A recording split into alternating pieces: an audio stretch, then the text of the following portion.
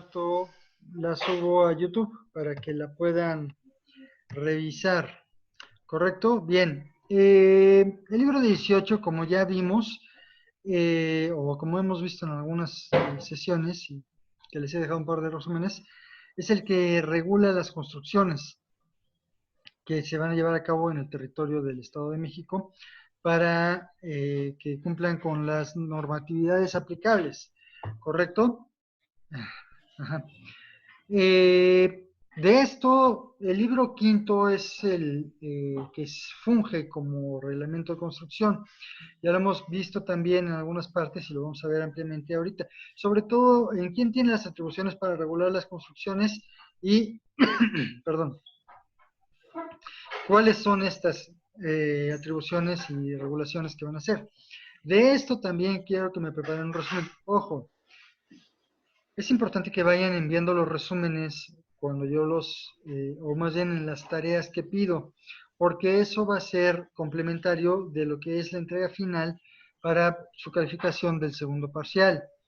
Hay varios que no han enviado los resúmenes, los dos resúmenes previos que he pedido. Por favor, súbanlos, porque aunque no los haya calificado o no les regrese la calificación, yo necesito ver que hayan cumplido con el resumen para poder,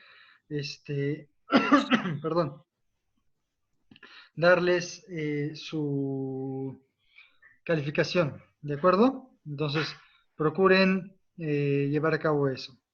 Bien, este libro quinto y libro 18 van a ser los que me van a marcar la normatividad de los usos de suelo, que tienen que revisar bien para poderlos cumplir en cuanto a seguridad estructural. Este artículo 18.36 ya lo habíamos visto.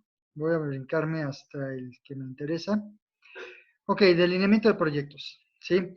Que esto es importante porque muchos no lo están tomando en cuenta o no lo están aplicando en sus proyectos, ¿no? Sobre todo en la prevención de emergencias. Los que tienen bares, restaurantes, los que tienen cine, por ahí creo que el cine es de Abigail. Los que tienen edificios de condominio o de departamentales tienen que tomar en cuenta las salidas de emergencia. ¿Por qué?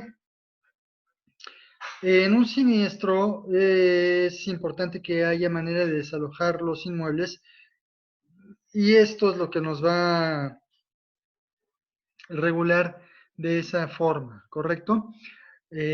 Cuando tuvimos las sesiones presenciales, algunos sí les marqué lo que tenían que ser las salidas de emergencia, pero si se me está pasando, por favor, ustedes mismos revisen su proyecto y denme el comentario de si requieren una revisión más amplia. Además, como les dije, algunos ya me mandaron revisiones, pero otros todavía no me los han mandado, ¿correcto? Dimensiones y número de salidas de emergencia. Para su referencia, aunque aquí nos marca el libro 18, yo prefiero que lo tomen del reglamento de construcción de la Ciudad de México. Vean y revisen el capítulo referente a salidas de emergencia. De hecho, revisen todo el reglamento de construcción, pero lo referente a salidas de emergencia y escaleras de emergencia, por favor, chequenlo y aplíquenlo dentro de lo posible a su proyecto. Las edificaciones de más de 3 niveles, que son las oficinas y algunos departamentos que tienen ustedes, deben contar con sistema de circulación y rutas de evacuación. Esto también, tomando en cuenta, sobre todo, si tienen espacio. Hay algunos que hicieron sus edificios de renta de estudiantes en departamentos perdón, en terrenos de 120 metros cuadrados o de 80 metros cuadrados. Esos estarán muy restringidos, pero los que hicieron sus departamentos o sus áreas de renta en áreas grandes, sí es primordial que coloquen una zona de seguridad para el desalojo de los habitantes en caso de un siniestro o de un sismo. Rampas para acceso a discapacitados y escaleras.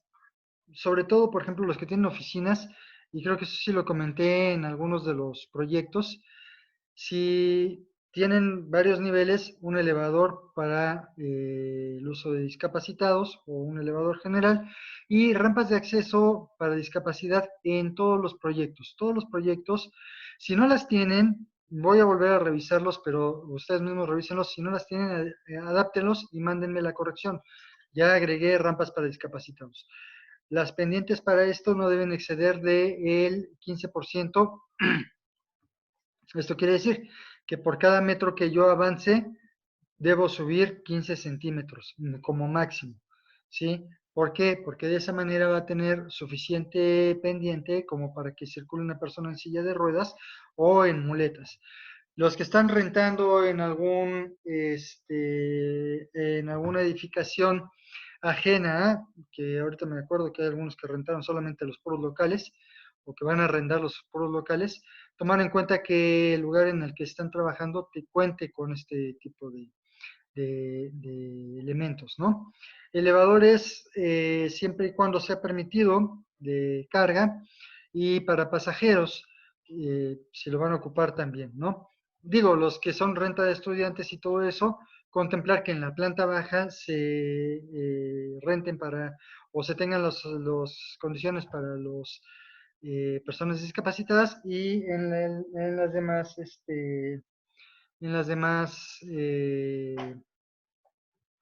plantas ya pueden ocupar los que no, ¿no? Sobre todo si no tienen espacio para ocupar un elevador. ¿De acuerdo?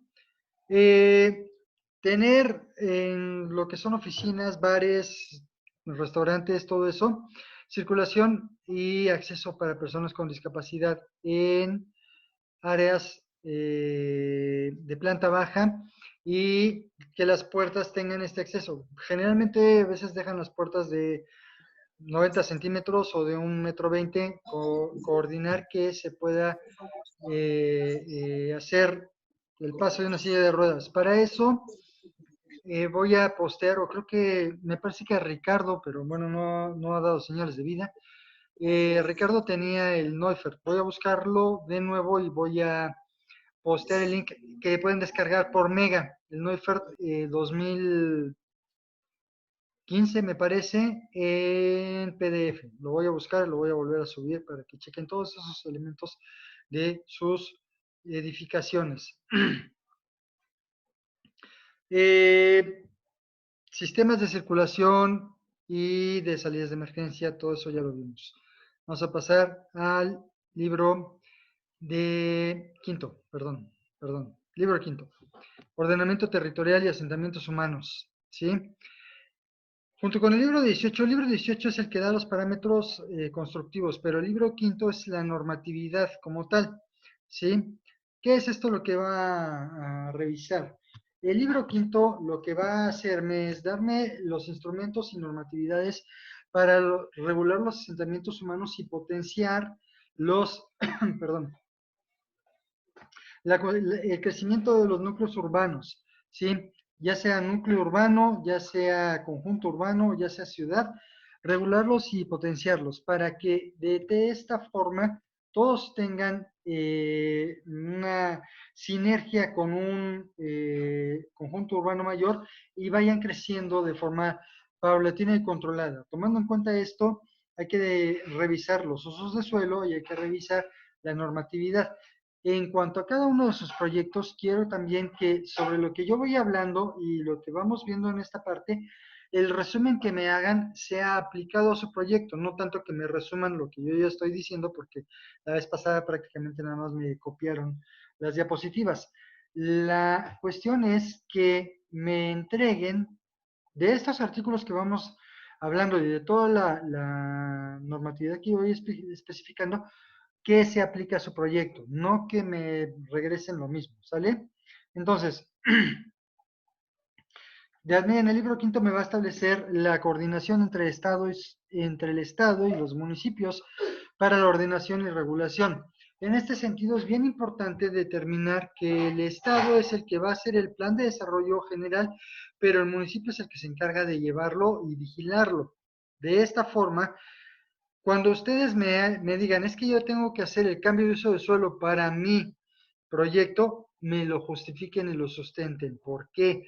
buscando en el libro quinto cómo hacer los cambios de uso de suelo para que el municipio en general o la construcción del municipio en general sea factible y no se trastoque o se colapsen los servicios. Por ejemplo, los que tienen restaurantes y oficinas tienen que hacer el estudio de impacto vial, ajá, para determinarme cómo va a moverse ese municipio, ajá, y cómo va a afectar su proyecto porque va a ser de gran impacto. Sobre todo, por ejemplo, ahorita me acuerdo de los que tienen bares, ajá, en qué horario y con qué frecuencia va a ser ese impacto. Con esta base van a poder trabajar para poder hacer los análisis este, eh, pertinentes. Ahora, dentro de los planes de desarrollo urbano, las áreas urbanizables y no urbanizables. Creo, si no recuerdo, por ahí uno de sus proyectos, el de Itzel, está en un área, creo que no urbanizable. No estoy seguro porque no tengo el plan de desarrollo de Chalco, me parece que era. Bueno, no sé. Tendría que, en este caso específico, acompañar la presentación, o más bien acompañar el plan de desarrollo con la ubicación de su terreno para determinar si es urbanizable o no urbanizable y cómo se debe manejar este tipo de situaciones. También, por ejemplo, el proyecto de Nieves, que estaba cerca del canal, y el proyecto de Mike, que también está al pie de la carretera, creo que están en terrenos no urbanizables. Si estoy equivocado, mándame un comentario en el Classroom. De no ser así, sí es importante que chequen cómo hacer los cambios de uso de suelo y qué procedimientos para llevarlo a cabo y que no impacten de gran manera los espacios en los que van a trabajar. Perdón si me trabo un poco, pero ya di otras 4 clases hoy, entonces ya se me trabó la lengua, ¿sí? Ok, para revisar la zonificación. Ahora, dentro del avance del proyecto, no solamente es la parte arquitectónica, ir acompañándolo con todo esto, porque aunque ya lo hicieron y lo mandaron en sus planteamientos, ahora ya de forma gráfica lo tienen que empezar a determinar. Quiero que impriman, consigan o hagan de alguna manera su plan de desarrollo municipal, identifiquen su proyecto y me den las normas en las que cumple y las que no. Es prácticamente lo que vimos en las clases presenciales, pero ahora lo necesito en PDF para mandarlo como evidencia. Como les comenté, tanto las evidencias que ustedes me están mandando, yo tengo que reenviarlas para ver que estamos avanzando sobre el curso por semana para que se mantenga, digamos, vigente y que se vea que estamos trabajando a distancia sobre esto, ¿sí? Entonces, necesito que sus usos de suelo los identifiquen, los envíen y los justifiquen que cumple con la normatividad el espacio. No es lo que me dieron en la presentación, ¿sí? Es una presentación extra. También quiero que me la manden en PDF, si la hacen en PowerPoint o en Word o como sea, guárdenla en PDF, la suben aquí al Classroom para que yo la pueda revisar y pueda enviárselo a la universidad como ¿cómo se dice? Materia de trabajo, de ejemplo de avances. ¿De Maestro, acuerdo? ¿Qué pasó, Palato? entonces es revisar el uso de suelo en donde está el terreno Ujú. y en la presentación que hagamos es decir en lo que sí cumple y en lo que no cumple. Exactamente. Si hay cosas en las que no cumplen, ¿cuáles serían las medidas que ustedes tendrían que tomar para hacerlo cumplir? Y si tienen que hacer el cambio de uso de suelo, justificármelo, ¿sí? Y hacer bueno, que ya muchos lo mandaron, pero ahora sí ya necesito que lo manden específicamente en el uso de suelo. ¿De acuerdo? Ok, bien, para esto la cédula informativa de zonificación es lo que necesitaríamos trabajar. Como los ayuntamientos ahorita no están trabajando, digamos que nos lo vamos a brincar hasta la licencia de uso de suelo. Ahí en la licencia de uso de suelo, varios enviaron el formato. Supongo que ya todos lo tienen. Y en el reverso trae los requisitos para cambios de uso de suelo.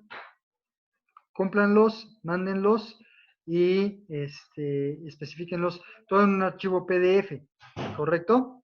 Ahora, por ejemplo, dice, boleta predial, identificación del propietario, acta constitutiva, todo eso yo sé que cuentan con ello.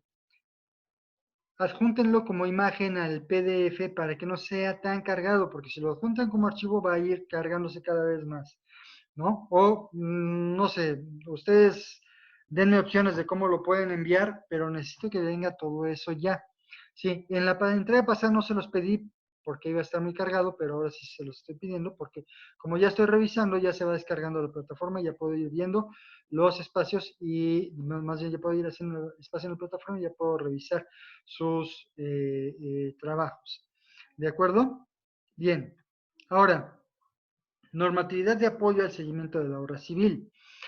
Esto es, ¿qué es lo que voy a cumplir o que debo cumplir para llevar a cabo mi proyecto? Recuerden, de todo lo que les estoy diciendo, lo tienen que mandarme el resumen o el escrito de acuerdo a su proyecto. Y como los proyectos todos son distintos, aunque hay varias oficinas y varios departamentos de renta para estudiantes, todos se pueden apreciar de diferente manera. ¿De acuerdo?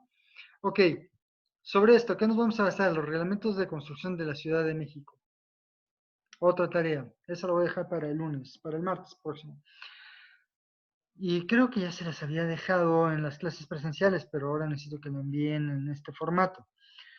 Leer el reglamento de construcción de la Ciudad de México, identificar los artículos que se refieren a su proyecto y explicar por qué. ¿De acuerdo?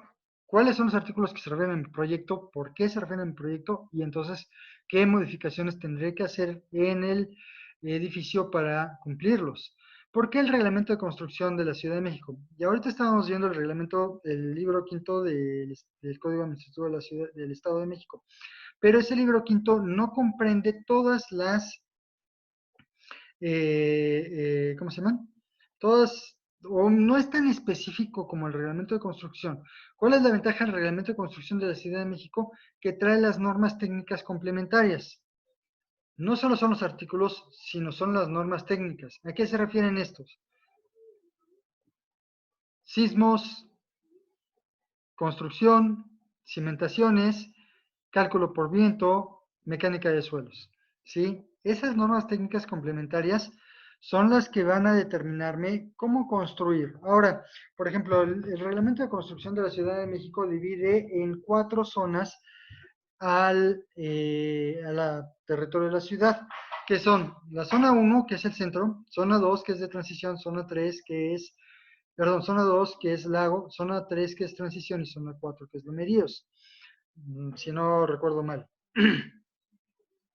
¿Cómo se puede aplicar a esto? Bueno, los que estén en Chimalhuacán, la zona 1 es la parte baja del municipio, donde está la universidad. La zona 2 es de la avenida del Peñón a la falda del cerro, y de ahí nos brincamos a la zona 4. Nosotros no tenemos zona de transición. Los que estén en otros municipios tendrían que enviarme la ubicación para que yo les diga en qué tipo de zona se puede ubicar su terreno. ¿Por qué es importante identificar el tipo de zona del terreno? Por la resistencia del suelo.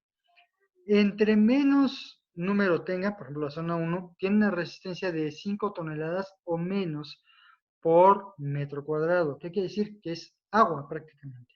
Entonces hay que identificar qué tipo de suelo estamos trabajando para poder trabajar después con la propuesta estructural. Ahora, es que yo no tengo propuesta estructural, es que yo no voy a llegar a eso, es que yo no sé hacerlo. Sí van a llegar a eso. ¿Por qué? Porque dependiendo de eso, ahí vienen en las normas técnicas complementarias el tipo de cimentación que vamos a trabajar. Recuerden que en las clases presenciales les platiqué alguna vez el tipo de cimentaciones: cimentación por compensación, cimentación flotante, losa de cimentación, zapatas aisladas, cimentación por pilotes. Todo eso viene y tienen que sustentármelo con la propuesta estructural de la cimentación. ¿De acuerdo? Ahora, no los voy a poner a hacer cálculos sísmicos, pero sí es importante que vean qué trae estas normas técnicas complementarias del Reglamento de Construcción de la Ciudad de México. Diseño y construcción para mampostería. Sus proyectos no ocupan mampostería. La mampostería se ocupa solamente para proyectos muy pequeños y básicamente de autoconstrucción. Diseño y construcción de estructuras de madera. Tampoco se utiliza en los proyectos que ustedes están revisando, porque la mayoría son proyectos grandes, son proyectos de alto costo. Estructuras de concreto. Primer espacio en el que sí vamos a trabajar. ¿Cómo se diseña el concreto? Diseño y estructuras diseño y construcción de estructuras metálicas. Dependiendo, si yo quiero hacer un edificio muy grande, muy alto o de superficie muy extensa en una zona de lomeríos, en una zona de transición o en una zona de lago, la estructura metálica es mi mejor opción. Si voy a hacer uno en estructura de concreto, perdón, en zona de transición, estructura de concreto es lo mejor. En el municipio de Chimalhuacán, ¿cuáles serían las mejores opciones para llevar a cabo una construcción? En zona de lomeríos, concreto. En zona de transición, concreto. En zona de lago, metálicas. O híbridas, que son las que tiene la estructura de la universidad. Entre pisos de concreto y los acero, entre pisos de los acero, con estructura metálica y muros perimetrales o muros de contención de concreto, con cimentación de concreto. ¿De acuerdo? Eso es lo que tienen que empezar a proponerme. ¿Cómo voy a hacer? Recuerden que este es un proyecto de inversión y tienen que convencerme de que ustedes saben cómo llevar a cabo el desarrollo del proyecto. ¿De acuerdo? ¿Sí, sí me escuchan? ¿Sí, verdad? ¿O no? Bueno. Sí, Sí. ¿Sí? Ah, ok. Es que de repente como que todos se quedaron callados y... Bien. Ahora otra cosa importante para los que tienen más de 3 niveles. Diseño por viento.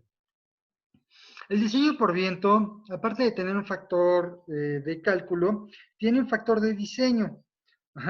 Este factor de diseño va a determinar la forma del edificio, porque es el que me va a dar la manera de reflejar o de... ¿cómo se llama? Se me fue ahorita la palabra. De amortizar el impacto del viento. ¿Cómo? Si ustedes ven los edificios o los rascacielos, son cuadrados algunos, pero otros ya tienen formas redondas, otros tienen formas un poco más curiosas, y otros incluso están, digamos, en punta o terminan en punta en varios de sus niveles. ¿Por qué es eso? Porque al hacer eso, lo que voy a hacer es romper la fuerza del viento para que no dé lleno en la estructura y no la empuje y evite que entre en resonancia. ¿Sí? El ejemplo que se me ocurre ahorita, el Burj Khalifa de Dubái. Si ustedes lo ven, tiene una forma como de óvalos encontrados. Si lo ven en planta, se dibuja una flor de loto, pero si lo ven hacia arriba, esa forma oval que tiene cada uno de los niveles hace que el viento, porque en Dubái tienen constantes tormentas de arena, el viento se refleje, envuelva el edificio y continúe matando toda la fuerza del viento, evitando que el viento lo pueda afectar en su estructura. ¿Cuál es el problema que puede tener el viento? Que haga que la estructura se mesa, y cuando empiece a mecerse mucho, entre en resonancia o vibre como la cuerda de una guitarra, de tal manera que se pueda llegar a fracturar y se colapse el edificio. Por eso es importante revisar el diseño por viento. Si ustedes en los edificios que están proponiendo tienen más de 3 niveles, en el cuarto ya tienen que empezar a considerar diseño por viento. Vanos, túneles de viento, de reflectores o cualquier otra cosa que sea aplicable. De nuevo, revisen el Reglamento de Construcción de la Ciudad de México y con esa base van a poder trabajar. ¿De acuerdo? Bien. Y el diseño y ejecución de obras hidráulicas e instalaciones. ¿Cuál sería una obra hidráulica, por ejemplo,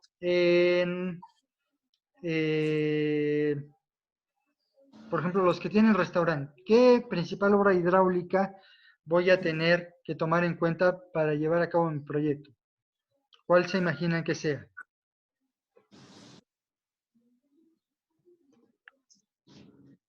¿Mm? ¿Cuál creen que sea la obra hidráulica principal en un restaurante? Mm, A ver, o en un bar, cualquiera de los dos. mm, Pues los baños, ¿no? ¿En un restaurante? En un restaurante o en un bar. Los baños, dice por aquí Itzel. ¿Sí? No propiamente los baños. Los baños me van a impactar en una descarga, pero toda esa descarga yo no la puedo llevar al colector general porque colapsaría. Lo que tengo que hacer es una planta de tratamiento para esos baños. Una trampa de grasas, un pozo de absorción, un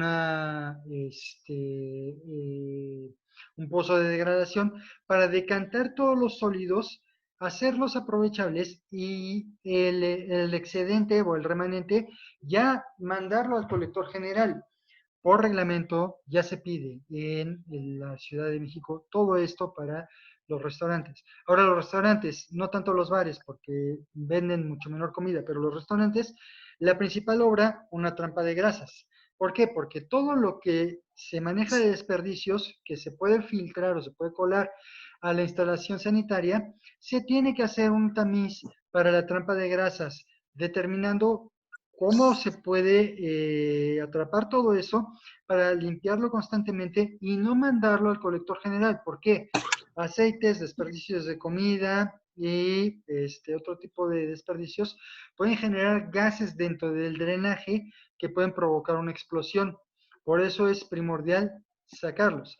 Oye, pero si en mi casa yo en la cocina he hecho todo el desperdicio y se va al drenaje y no ha explotado, bueno, no es lo mismo el impacto de una sola casa habitación, ajá, en un drenaje que el impacto de, ¿cuánto les gusta? 300 comensales por día, cuánto desperdicio tendríamos y cuánto tendríamos que estar al año. Eso mantendría el peligro de una inminente explosión. Protección Civil revisa todo eso y les da la opción de hacer ese tipo de medidas de mitigación, ¿correcto? Y obviamente, bueno, toda la instalación eléctrica hidráulica de los baños. Se puede hacer la separación de drenajes, ¿eh? El agua de los lavabos, por ejemplo, eh, los centros comerciales o en los restaurantes, por ejemplo, en Sanborns y en McDonald's, el agua de los lavabos se separa, se recicla y se reutiliza en los WC. Por eso cuando le jalan, o por ejemplo en los centros comerciales, cuando jalan el WC, ven que el agua es de color distinto, a veces es como color ocre. Y dice allí en algunos restaurantes, es agua tratada. Ajá, es el agua que captan, o por ejemplo, si lo son los supermercados, el lavado de la cocina, perdón, el lavado de los pisos, se reutiliza esa agua y se inyecta a los excusados, ¿sí? Todo eso tiene que ver en las obras hidráulicas. Ahora otra cosa que tienen que ver y que les voy a dejar de tarea, las normas oficiales mexicanas, ¿sí? La norma oficial mexicana establece o se lleva a cabo mediante un estudio colegiado de cómo se debe llevar a cabo el procedimiento para elaborar ciertos trabajos o ciertos productos. Esto se debe llevar a cabo y se publica en el Diario Oficial de la Federación y se publica sobre la Ley Federal de Metodología y Normalización, ¿sí? Ahora, ¿cuáles son las leyes las normas más importantes que aplican en la construcción? La norma de edificios locales e instalaciones, que es prácticamente cómo utilizar un edificio. Eh, bueno, como estoy grabando el video, lo voy a subir ahorita en un rato más a YouTube y les mando el enlace para que puedan revisarlo porque ya se me va a acabar el tiempo y espero que no se corte la sesión.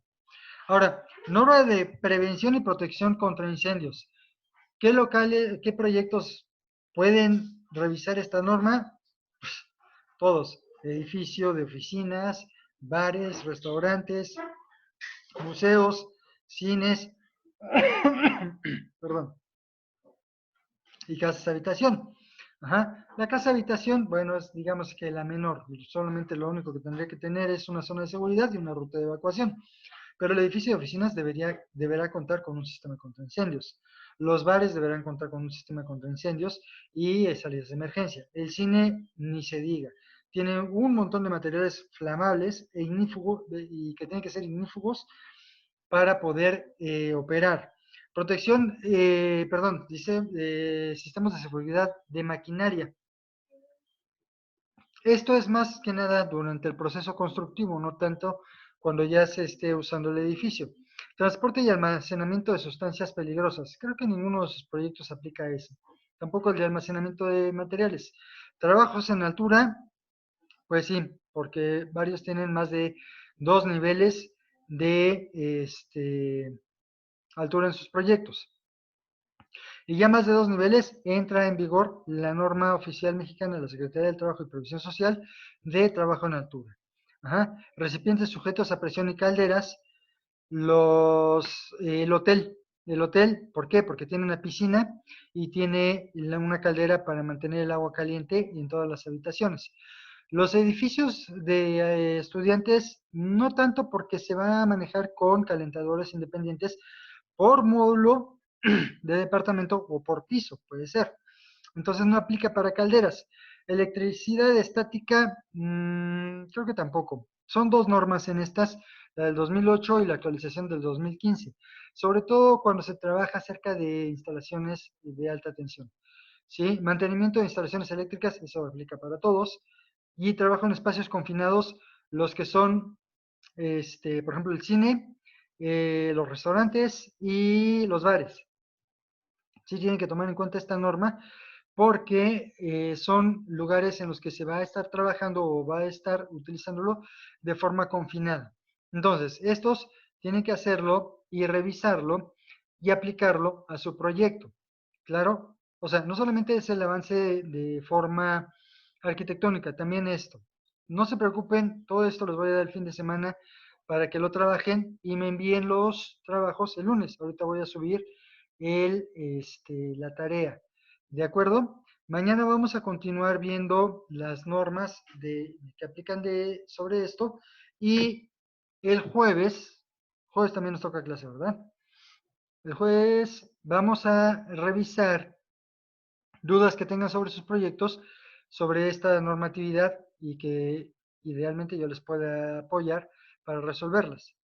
¿De acuerdo? ¿Dudas hasta acá? Ninguna. Ok, correcto. Eso me gusta. Muchachas aplicadas. ¿Sí? Ahora, bueno, le voy a dejar aquí porque si no mañana, o más bien se va a quedar cortada la sesión. ¿Correcto?